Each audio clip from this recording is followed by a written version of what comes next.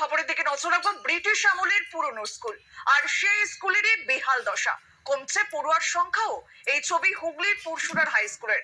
School পরিচালন কমিটির বক্তব্য, স্কুলে পড়াশোনা ঠিকমতো পড়াচ্ছেন না শিক্ষকেরা। যদিও এই পরিস্থিতির জন্য প্রশাসনের উদাসীনতাকেই দায়ী করলেন প্রধান শিক্ষক।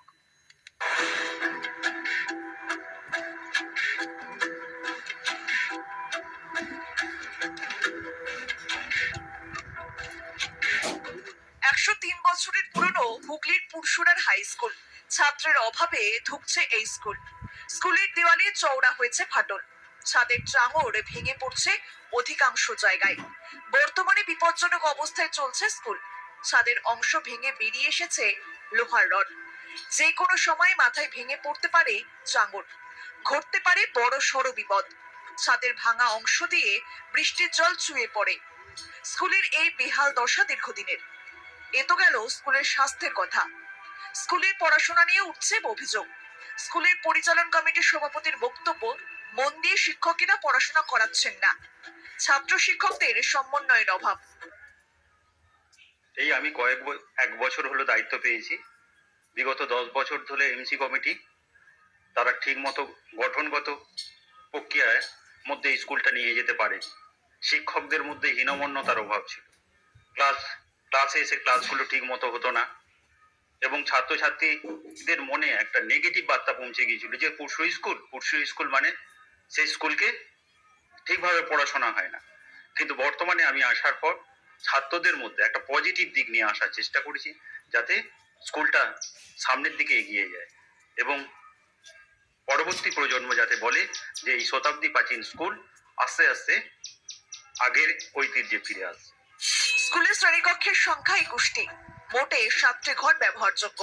স্কুলে পড়ুয়ার সংখ্যা 154 জন, শিক্ষকের সংখ্যা 15 জন, পার্শ্ব শিক্ষক রয়েছেন 1 জন। প্রধান শিক্ষকের বক্তব্য, স্কুলে সরকারি কোনো ফান্ড আসছে না, প্রশাসনের উদাসীনতাকে দায়ী করছেন তিনি। অধিকাংশ শ্রেণীকক্ষেই চাবি না খোলায় ঝুলছে তালা। এখন যে পরিবেশ তৈরি হয়েছে, একটা ব্লক হাই স্কুল হিসাবে পশ্চিমবঙ্গের সর্বনিম্নে পুরসুরা হাই স্কুল এবং শতবর্ষ হলেও ছাত্র সংখ্যা একদম ত্বরান্বিতে। এর যে আভিজাত্য এবং গরিমা যেটা হওয়ার কথা ছিল সেটা একদম নেই। এর কারণটা হচ্ছে, প্রথম কারণ হচ্ছে স্কুলটা সময়ে এইচএস না করা।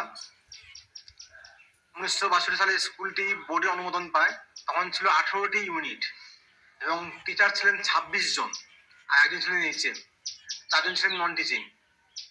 সেখান থেকে আজকে দাঁড়িয়েছে 154 জন 2025 সালে। সময় যদি চেষ্টা করা হতো তাহলে একটা সুবিধা হতো স্কুলটার ক্ষেত্রে। দ্বিতীয় কারণ হচ্ছে 2008 সালে স্কুলটি কোভিড থেকে অনলি বয়েজ করে দেয়, তারপরে স্কুলটি মেরুদণ্ড একদম ভেঙে যায়।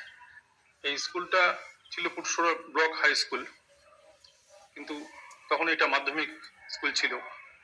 এই স্কুলে আগে অনেক ছাত্রছাত্রী, প্রায় 2000, এবং আমি যখন এখানে আসি প্রায় 1200 মতো ছাত্রছাত্রী ছিলেন।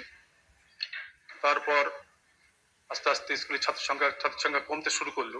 পিছনে মূল যে কারণগুলো, তার মধ্যে অন্যতম কারণ হচ্ছে প্রশাসন এবং সরকারের কিছু দূরদর্শিতার অভাব। মূল বিষয়টা হচ্ছে যে আশেপাশের যে স্কুলগুলো, বিশেষ করে আকৃতিরামপুর, ধাপধারা, হারোয়া, হাটি বা সোদপুর, এই স্কুলগুলো ছিল আপার প্রাইমারি 8 পর্যন্ত। তখন আমাদেরটা ছিল মাধ্যমিক স্কুল। কিন্তু তারপর দেখা গেল আশেপাশের এই স্কুলগুলো আস্তে আস্তে মাধ্যমিক এবং এইচএস হয়ে গেল, কিন্তু আমাদের স্কুলটা প্রশাসনিক কিছু কারণে, যে কোনো কারণেই হোক, মাধ্যমিকই পড়ে রইল। আপাতত পরিকাঠামোহীন ভাবেই চলছে স্কুল। কবে স্রোতে গতি আসবে সেই দিকেই তাকিয়ে এই স্কুলের অভিভাবকেরা। এই স্কুলের এই পরিকাঠামোর বেশ কিছু সমস্যা তারা তুলে ধরার চেষ্টা করেছেন এবং এই স্কুল এখনো পর্যন্ত 103 বছর অতিবাহিত হয়ে যাওয়ার পরও কেন এই স্কুলের এই হাল, এই নিয়ে কিন্তু বহু মানুষের প্রশ্ন এখনো পর্যন্ত রয়ে গেছে। আরামবাগ থেকে অনুপ চট্টোপাধ্যায়, আর প্লাস নিউজ।